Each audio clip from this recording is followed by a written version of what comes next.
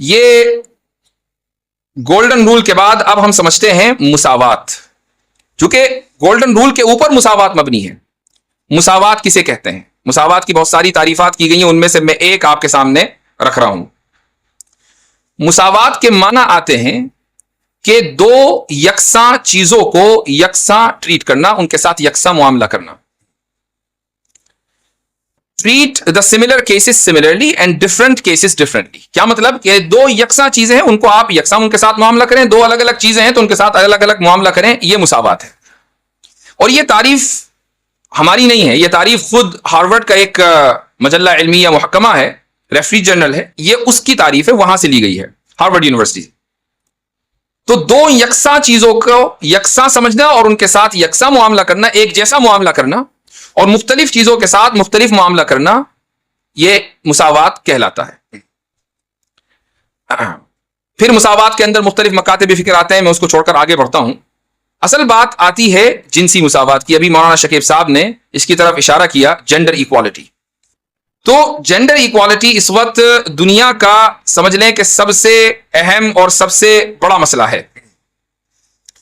اور یہ بڑا مسئلہ اس لیے ہے کہ اسلام کو کٹگرے میں کھڑا کر دیا جاتا ہے کہ اسلام دو جینڈرز کے درمیان یعنی مرد اور عورت کے درمیان فرق کا قائل ہے. اسلام یہ سمجھتا ہے کہ مردوں کو آگے رہنا چاہیے اور عورتوں کو پیچھے رہنا چاہیے. یہ الزام اسلام کے اوپر لگایا جاتا ہے اور جینڈر ایکوالٹی کے تحت. اب یہاں ایشو یہ ہے کہ جینڈر بھی آج کل دو نہیں رہے. جینڈر کس کو کہتے ہیں؟ جنس. تو آپ سے اگر میں کہوں، چونکہ آپ ایک فطری معاشرے کے قریب ہیں، فطری معاشرے کے آپ لوگ قریب ہیں چونکہ مشرق میں رہتے ہیں، تو آپ سے میں کہوں بھائی کتنے جنس ہوتے ہیں؟ آپ کہیں گے دو، مرد اور عورت. میں مغرب میں جاؤں اور کسی گورے سے کہوں بھائی جنس کتنے ہوتے ہیں، وہ کہے گا پتہ نہیں. کیوں؟ اس لیے کہ اس لسٹ میں روزانہ کا اضافہ ہے. اس وقت لسٹ 100 سے پار کر چکی ہے. اور عجیب و غریب اجناس ان کو خود نہیں پتا، بلکہ LGBTQ پلس، آگے جو پلس کا نشان اگر آپ نے دیکھا ہوگا تو پلس کا نشان یہ جو ہے یہ اسی لیے لگایا گیا کہ اس میں روز بروز اضافہ ہے. تو اب کہاں تک اس کو کہتے رہیں گے LGBTQ XYZ، اور اس کو بھی ختم ہو جائے گی لسٹ، تو پلس لگا دیا. تو 100 سے زیادہ اصناف اور جنسیں اس وقت وجود میں آ چکی ہیں.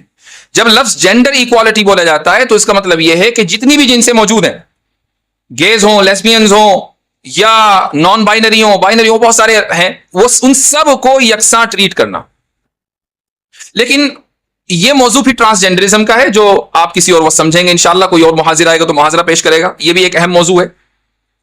لیکن فی الحال ہم اس کو سمجھ لیتے ہیں جینڈر ایکوالٹی کو کہ دو ہی صنفیں مان لیں، مرد اور عورت. تو کیا ان دونوں کے درمیان واقعی مساوات ہے یا مساوات نہیں ہے؟ دیکھیں، ایک اللہ سبحانہ و تعالیٰ کے کس طریقے سے معاملہ ان دونوں سے کرے گا اس میں کوئی فرق نہیں ہے آخرت میں. ایسا نہیں ہے کہ ایک مرد 2 رکعت پڑھے اس کو تو زیادہ ثواب ملے گا چونکہ مرد ہے، اور عورت 2 رکعت پڑھے تو اس کو کم ثواب ملے گا چونکہ وہ عورت ہے. ایسا نہیں ہے. اللہ کے نزدیک ثواب میں دونوں برابر ہیں. جنت میں جب داخلہ ہوگا تو ایسا نہیں کہ عورتوں کو کہا جائے کہ تم ذرا سائڈ والے ڈور سے آنا، یا کہا جائے کہ تم رکو پہلے مرد سارے چلے جائیں پھر عورتوں کا داخلہ ہوگا. نہیں، اس میں بھی کوئی تفریق نہیں ہے. جنت میں داخلے میں بھی دونوں برابر ہیں، ثواب میں بھی دونوں برابر ہیں. بلکہ ہو سکتا ہے کہ بہت سی خواتین مردوں کے مقابلے میں ثواب میں کہیں آگے نکل چکی ہوں. تو یہاں کوئی فرق نہیں ہے. پھر فرق کہاں ہے؟ فرق ہے دنیاوی ذمہ داریوں میں. اور یہ دنیاوی ذمہ داریاں اس لیے ہیں کہ یہ جو دونوں جنسیں ہیں ہمیں یہ سمجھنا ہے کہ یہ سملر ہیں یا ڈفرینٹ ہیں، یعنی یہ یکساں ہیں یا الگ الگ ہیں. مساوات کی تعریف کو ذہن میں رکھیے گا کہ یکساں چیزوں کو یکساں ٹریٹ کرنا اور الگ الگ چیزوں کو الگ الگ ٹریٹ کرنا یہ مساوات ہے. تو اب دیکھنا یہ ہے کہ مرد اور عورت یکساں ہیں یا الگ الگ ہیں.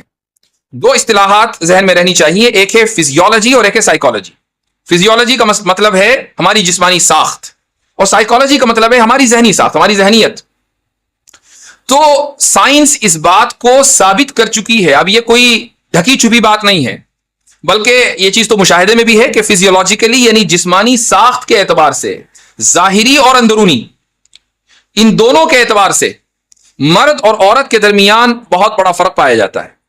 مثلا مردوں میں عام طور سے زیادہ اعصاب ہوتے ہیں، ان کی ہڈیوں کا سائز عورتوں کے مقابلے میں زیادہ ہوتا ہے. اسی طریقے سے عورتوں کے مقابلے میں ان کے اندر باڈی فیٹ یعنی جو موٹاپا ہے وہ کم ہوتا ہے، چربی کم ہوتی ہے عورتوں کے مقابلے میں.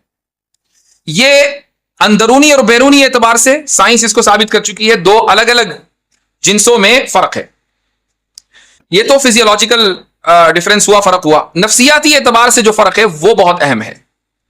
ایک آرگنائزیشن ہے امریکن سائیکائٹرسٹ ایسوسی ایشن, بہت ہی معتبر آرگنائزیشن ہے. اس کی ویب سائٹ کے اوپر جو اقتباس ہے وہ میں آپ کو اردو میں پڑھ کر سنا رہا ہوں. مرد عورتوں کے مقابلے میں زیادہ فیصلہ کن ہوتے ہیں اور ان کے اندر زیادہ خود اعتمادی پائی جاتی ہے. عورتیں مردوں کے مقابلے میں مندرجہ ذیل چیزوں میں بڑھی ہوئی ہیں. نمبر 1, دوسروں سے میل جول. آپ دیکھیں کہ خاندان جو ہے وہ سارے عورتوں کی وجہ سے جڑے رہتے ہیں. جب خاندان کی کوئی بڑی بوڑھی عورت کا انتقال ہو جاتا ہے تو وہ تتر بتر ہو جاتے ہیں. مثلا اگر کسی کے خاندان میں دادا زندہ ہے اور دادی کا انتقال ہو گیا تو بچے پوتے نواسے سب یہ تتر بتر ہو جاتے ہیں. کبھی کبھی اس کو دیکھنے ان سے ملاقات کرنے کے لیے آگے. لیکن اگر دادی حیات ہیں, وہ چاہے بستر مرگ پر ہیں, سانس چل رہی ہے, باقی کچھ نہیں کر رہی ہے, لیکن پورا خاندان جڑا ہوا ہے. تو جو میل جول کی جو صلاحیت ہے وہ عورتوں میں زیادہ ہے مردوں کے مقابلے میں. اسی طریقے سے بے چینی, اضطرابی کیفیت, جلدی اعتماد کرنا, نرم دلی, اسی طرح زیادہ پر امید ہو جانا, بغیر کسی دلیل کے کسی چیز کو مان لینا, مذہب پسندی, یہ ساری کی ساری چیزیں عورتوں میں زیادہ ہے مردوں میں کم ہے. ایک اور فرق ہے اور وہ فرق یہ ہے کہ مرد مختلف اشیاء کے ساتھ کام کرنے کو ترجیح دیتے ہیں, عورتیں مختلف افراد کے ساتھ کام کرنے کو ترجیح دیتی ہیں. مثلا آپ میں سے کسی کو بھی تصور کر لیں اپنے بارے میں, 5-6 گھنٹے کے لیے کمرے میں بند کر دیا جائے, ایک فون دے دیا جائے, ایک لیپ ٹاپ اور وائی فائی کنیکشن, 5-6 گھنٹے کس طرح گزریں گے آپ کو بھی احساس نہیں ہوگا. لیکن خواتین کو جو نظریہ ہے, ان کی جو نفسیات ہے وہ الگ ہے. ان کو افراد چاہیے, ان کو دوسری خواتین چاہیے. ان کے 5-6 گھنٹے گیجٹ سے نہیں گزرتے, ان کے 5-6 گھنٹے باتوں سے گزرتے ہیں. وہ اتنی باتیں کریں گی کہ 5-6 گھنٹے کدھر گزرے ان کو نہیں پتا چلتا. یہ وہ فرق ہے کہ جو ہم دن رات جس کا مشاہدہ کرتے ہیں, سائنس کی تصدیق کی ہمیں ضرورت نہیں تھی, لیکن یہ ضرورت اس لیے پڑی, جزاکم اللہ, یہ ضرورت ہمیں اس لیے پڑی چونکہ اگلا بندہ سائنس کو ہی معیار حق و باطل قرار دیے ہوئے ہے. تو ہم بھی پھر سائنس کی تصدیق اٹھا کر لے آئے کہ خود تمہارے یہاں مرد اور عورت کو الگ الگ تصور کیا گیا ہے, جسمانی ساخت کے اعتبار سے بھی اور نفسیات کے اعتبار سے بھی. جب یہ دو الگ الگ کیسز ہیں تو پھر ان کو یکساں ٹریٹ کریں تو کیسے کریں؟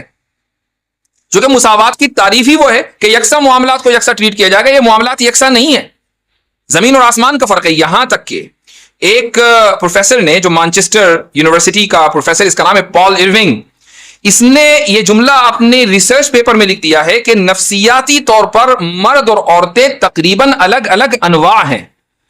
یہ نوع بھی ایک نہیں ہے, یہ کثیرین متفقین علی الحقائق نہیں ہے, یہ الگ الگ مختلفین ہیں. اور یہ پال ایرونگ مانچسٹر یونیورسٹی کا پروفیسر ہے. اب یہ لوگ ایسے لوگوں کے اور پروفیسروں کے پیچھے نہیں پڑتے, ان کو نظر آتے ہیں ہم جیسے لوگ, اور مذہب کے اوپر حملہ کرنا اور اس کے اوپر اعتراض کرنا چونکہ ان کا بنیادی شوق ہے اور وہ سمجھتے ہیں کہ یہ ہمارا پیدائشی حق ہے. تو ان تمام سائنسی تحقیقات کو اور سائنسدانوں کو نظر انداز کر کے یہ اعتراضات اٹھانے لگتے ہیں, اور ہمارے والے جو ہیں وہ بیک فٹ پر آ جاتے ہیں, دفاعی پوزیشن پر, اور سوچتے ہیں کہ نہیں واقعی مساوات کوئی اچھی چیز ہوگی, چلو اسلام سے اس کو ثابت کرتے ہیں.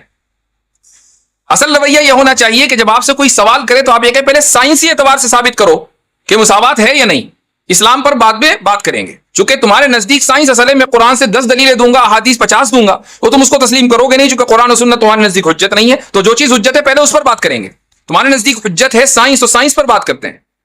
اصل رویہ یہ ہونا چاہیے, یہ اقدامی رویہ ہے, دفاعی رویے سے نکلیے. یہ تو پورا اصول گولڈن رول یا سنہرا اصول اور اس کے اوپر مبنی مساوات کی تعریف ہو گئی. میں نے مولانا شکیب صاحب سے آنے سے پہلے فون کر کے کہا تھا کہ شاید اسی پر پورا لیکچر ہو جائے, ہم آزادی تک پہنچ بھی نہ سکیں, تو میں اس کے اوپر گفتگو کروں نہ کروں. انہوں نے کہا مختصر طور پر گفتگو کر لیجیے گا. میں نے بہت اختصار سے کام لیا ہے, اور میرے پاس خود اپنی لکھی ہوئی PDF ہے, اور انشاءاللہ ایک کتاب جلد ہی آیا چاہتی ہے. یہ اس کا ایک باب ہے. یہ اس لبرلزم کے اوپر میرے پاس جو اس وقت تیار ہے وہ 222 صفحات ہیں.